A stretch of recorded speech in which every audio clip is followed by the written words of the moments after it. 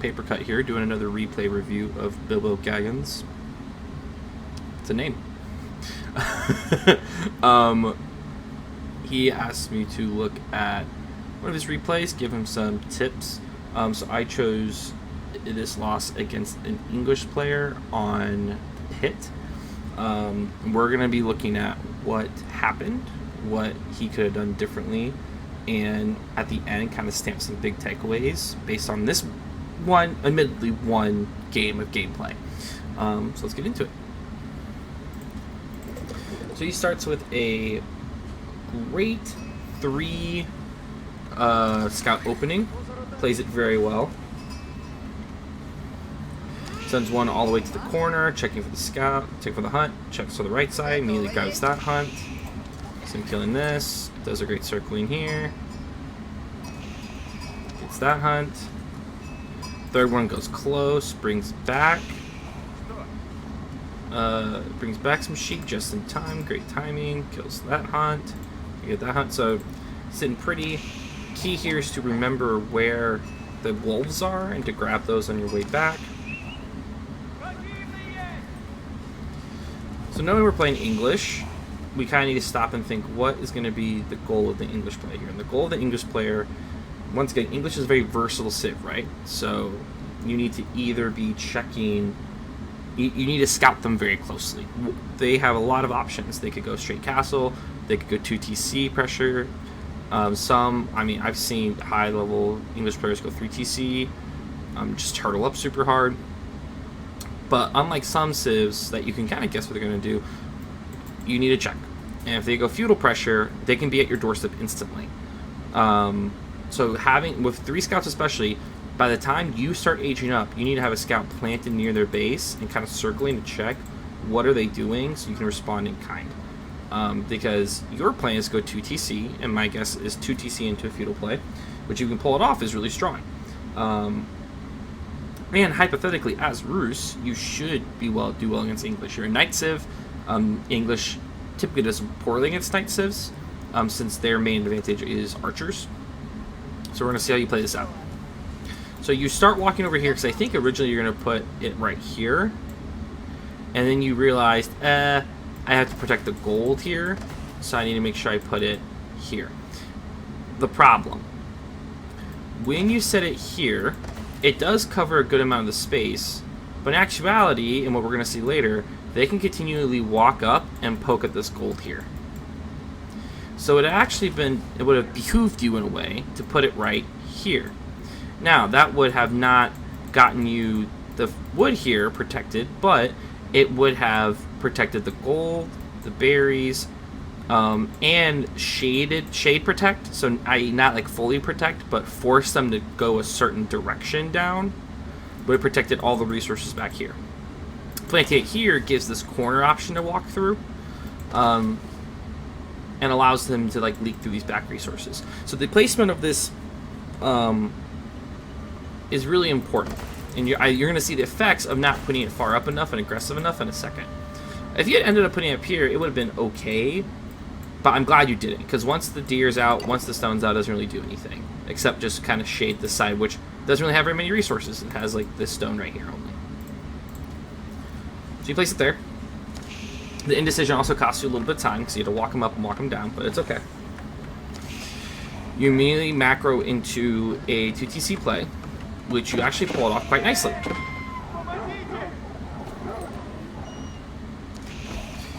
And you notice some key things. You notice there's a boar here. You notice there's a deer pack here. And so you immediately do what I think is the correct idea, which is I want to put my TC here. Let's see how that goes.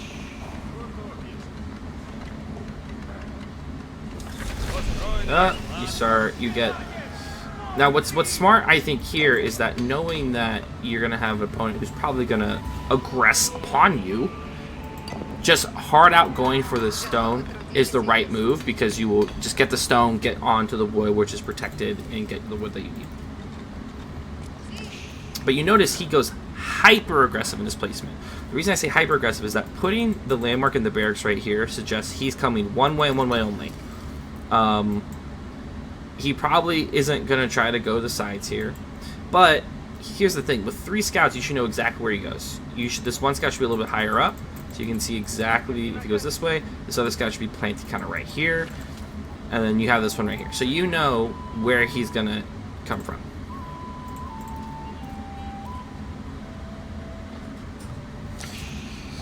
So you're gonna go, and here we have the first units coming out. And once he starts being able to pump archers, he's gonna pump archers. It would also been nice if you had checked the stone real fast, make sure he didn't go 2TC himself. Anyway, you are just now getting to the wood, and you're going to get the wood for it quickly, but you have to start making a decision here, which is, what am I going to do about these units here? You have militia, but he has archers, and archers will dig through the militia. So, you kind of have to make this gut call when you're ready to build your TC. Get the 400 wood, and now here's the problem. You do the same thing here, where you first thought you're going to go here, and then you flip back and go here. Now here's the problem. You have to ask yourself, honestly, respond to the information available. Can you stop this force here from stopping your TC? Because he's waiting for this. He has this scout sitting right here, waiting for this TC. And I think if you had just walked these units over here and done it on this deer pack here, you would have got it. But basically what I'm saying is, if you can't defend this TC and you know he's rushing, like he's going to keep sending units, and you have no units to stop except 1 round of militia, you need to build the TC safely. Seeing his scout here means you can go over here and most likely build it safely without him knowing, or you just put it like on the wood line back here and go get that food once you have some units in place. Instead, you flip back and you take 5 vills to go get the boar here. If you want to push this and make this risky, you got to go all out. Like, send 10, 12 villagers. Like, you need to get this town center up ASAP. Sending 5 will give him time because he sees this, and all of a sudden, boom. 5 units isn't a lot, but it's better than what you'll be able to summon, which is 4. And he's just going to be sending more. It's going to take him time to build this. So let's see what happens. Come in, you bring your scout down to try to stop it, and look. You actually do a pretty good job at first. You're able to kill his archers, and he kills one of your vills. But then he remembers he has more units. He's going to start sending more units in. And he's going to chase him out with spearmen. It's taking time. It's taking time. And he's also buying time in a way because your militia are going to run out. Once your militia run out, you have no defense. And he's just sending more units in. And you realize you can't build it. And that really sucks because you've lost so much time. You're now mismacroed. You have so much wood that you can't spend. You're trying to build knights, but you only have 1 production building to do so. And you want to build another production. You need to build another production building, but you had to use all of your focus on just doing this. And you lost villagers in the process. And you lose another one and another one. And this is just such a huge drain on your time and resources, and it sets you back, and you then from there on have to try to claw your way back. Once again, let's revisit that decision earlier. Putting the TC here, and not putting a TC, putting the Kremlin here allows that TC to come up, or even if you make that mistake, put the TC in the spot that is safe because you realize he has units to stop this. And that's knowing the map, and that's using the information you have. Your scouts are so valuable because you're getting information to use. Now he is multiple units ahead. He has the counter to your knights. You just got done your TC, and now you're going to be playing catch up while using more food. What's dangerous about the pit is that there's not a lot of food on the pit. This isn't like Marshland, where there's food everywhere, or Dry Arabia, which has a few more food resources. This is it, basically. You have this small deer pack, that boar, and this deer pack. And you can run out of that quick. And when you're kind of on a timer, because if you run out of food, you're going to have to switch to farms. Well, he's already on farms. He's building farms right now. Good little run through. You see, I mean, like, his base is what it's expected to be. He's getting at farms. He's on wood. He's going all in feudal pressure.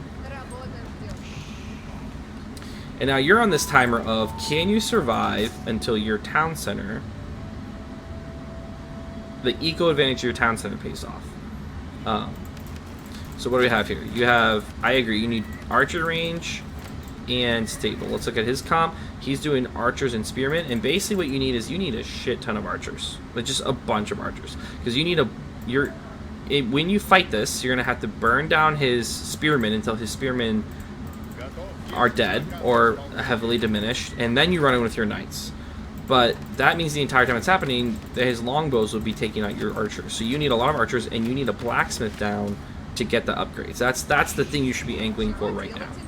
And since you're making archers, you need more wood. Well, right now, you're not macroed for that. You have a lot of guys on food, which is going to probably hurt you in a second when you're trying to get the archer mass you need. That leads to a macro point. Macro is how you set up your economy.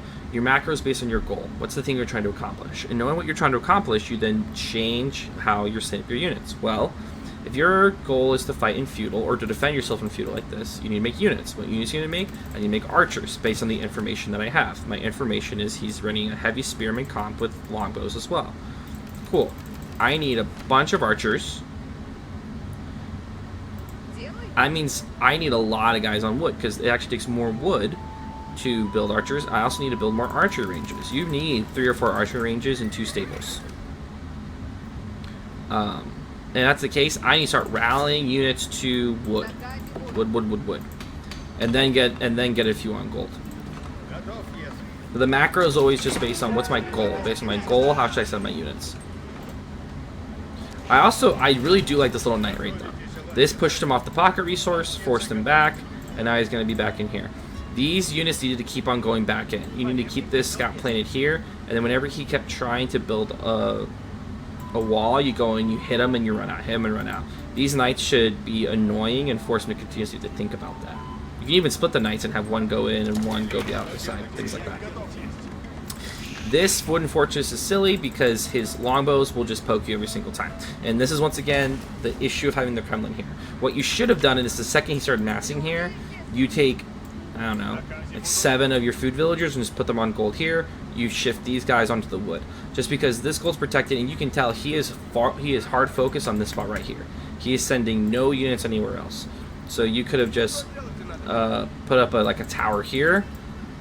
Put the tower here so you have vision, get on the gold and just get gold here, and then put these villagers on wood and you don't lose anything. But instead, you're going to continuously lose villagers sitting here. And then this tower doesn't really do anything. You know what I mean? It's not doing anything. Its range is not longer than your Kremlin, so it's just a waste of wood and a waste of your villagers' time. Getting more units would be more important. You need just more production. And as you notice, you're having more food than you can spend with. You lose another villager. So you're not getting the eco advantage from your second TC because he keeps consistently picking villagers because his longbows are so annoying. There's another one. Not only that, he's going to be getting his upgrade soon. Then he realizes he has the numbers advantage. This wall is actually fairly smart, but it would also have been suicidal for him to walk through these anyway because he would have been shot at by 2 town centers. You're going to put a wall here, which doesn't really make much sense. You see he's only massing up here. And if he's going to walk in, he's going to walk in no matter what. Get another scout over here. Your scout's over here. Just plant your scout here so you know if he's sending units or not. And then these knights need to be back in harassing. You need to be constantly harassing those knights. So you're giving him so much value from staying on this gold mine. Just leave. Even if you went down to this one, like you just can't stay here anymore.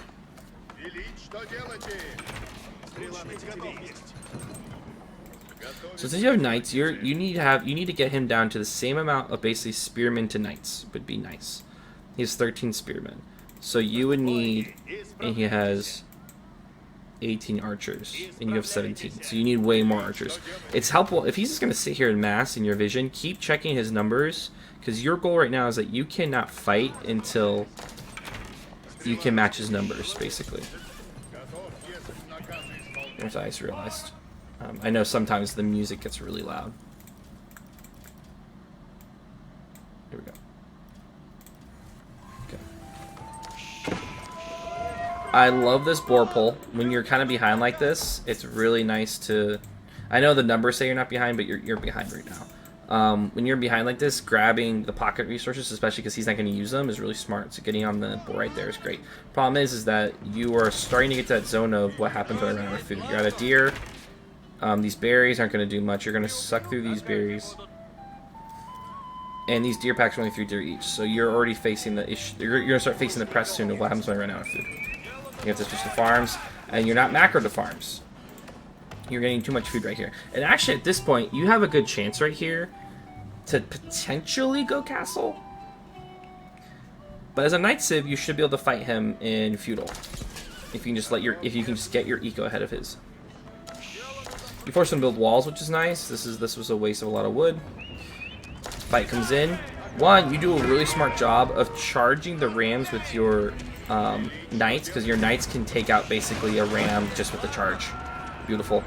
These militia come in a little early, in my opinion,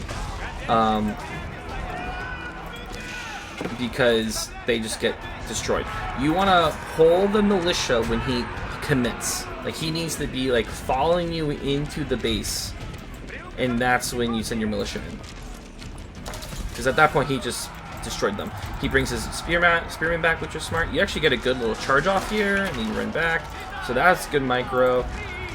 You're then marking your archers back. He's starting to bring in early men-at-arms, which is actually, in my opinion, better for you. Because your knights can actually just straight up fight men-at-arms.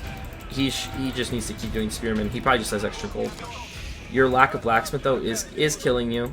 Because you need the one defense. The arrow defense would be huge for your knights. Absolutely massive.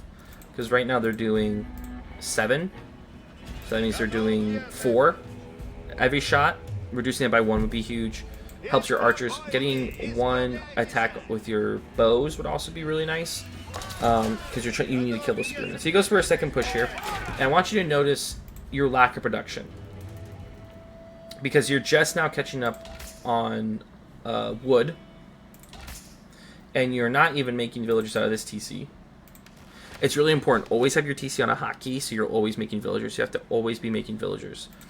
You gotta always, especially when you're doing 2 TC play, because your power comes from having more villagers. Let's actually check your villager count. You have 63. He has 51. And that's with him killing, I would bet. Let's see. How many villagers has he killed? 9? So you're still in an okay spot. But right now you're building 4, 5, 6, 9 knights out of 1 production building. That ain't gonna cut it. You need, imagine if you had 3 stables and you had at this point 5 archery ranges. You could actually produce more than him, because right now your eco is better than his. Your eco is better than his at this point because you're able to get the boar, and you can get this boar, you can get this food. But when that food runs out, it won't be anymore when you have to switch. So you have to kind of win this now. Your timer is, I have to win a big fight before I run out of food. And you're not able to produce the numbers to outmass him right now at the rate. Also, lastly, economic upgrades are so important. This double broadaxe is so important. You need a wooden fortress up here to improve your wood gathering. You should be able to produce a shit ton of archers because your wood gathering is just so good. But you didn't set yourself up for success on that. Make sure you get the double broadaxe. Make sure you get horticulture. Generally, the idea is if you have more than, I would say, like 10 villagers on a resource, you need to start getting the economic upgrades for them. So you need to be pumping archers right now. You have so many knights in queue, and it's kind of that's just so painful to see that many knights, and you're just waiting on them to be made. Zero's in for the next attack, and that's a lot of rams. Good charge, back up. Second one. There's another reason why you need so many archers is that these men-at-arms are so tanky, and without the damage bonus, it's just doing a lot here. Don't get the melee one. Your knights already do enough damage. One more, making it 20 damage won't really do much. You need it on your archers. Increasing from 5 to 6 is a much more dramatic change, especially with the massive archers that you have. And look, now you run out of food. And now, even when you push this back, it's going to be really hard for you to catch back up because you don't have any food.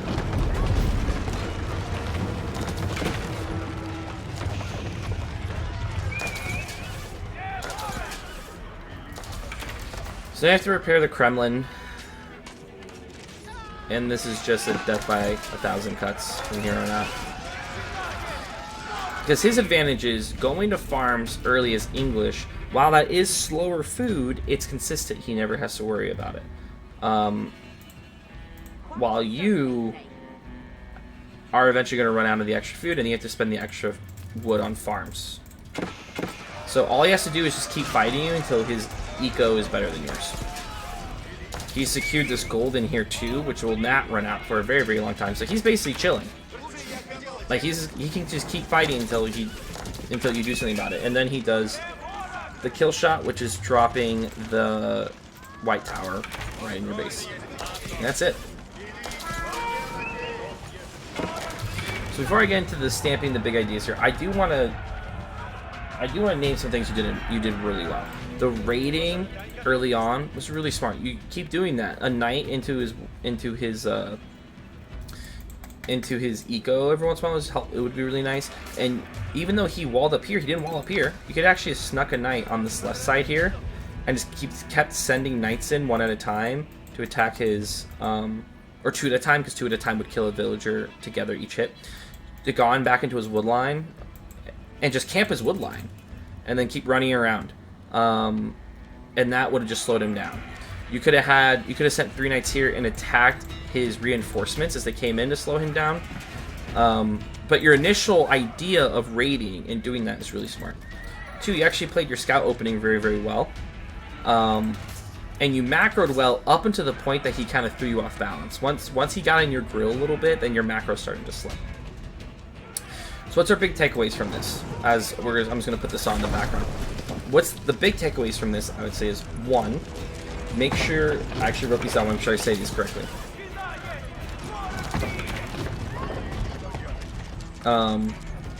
So first, use the information available to you is our first big takeaway. For example, you made a second TC, and you need to place that second TC, and the information available to you was that he had units sitting right here. So you need to put your TC in a safer spot.